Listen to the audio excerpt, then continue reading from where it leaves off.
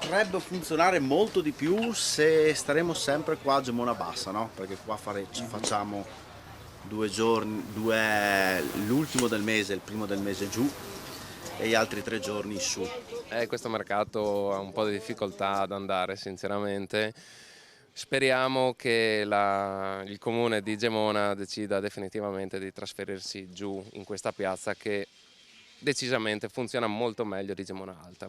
Quando siamo giù si lavora molto di più, sopra non ci sono molti parcheggi, quindi magari il mercato vengono molti più anziani di una certa età e quindi hanno bisogno di praticità rispetto alle salite che ci sono sopra. La so sharing massa strade.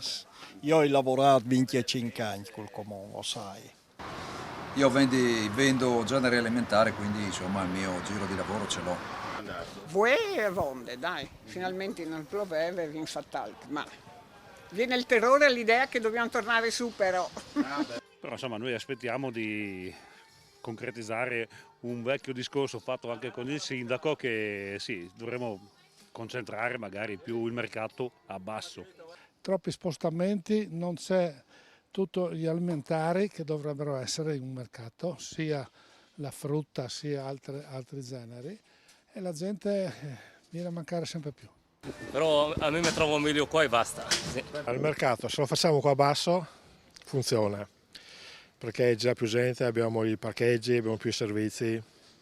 Quando siamo su in centro storico no.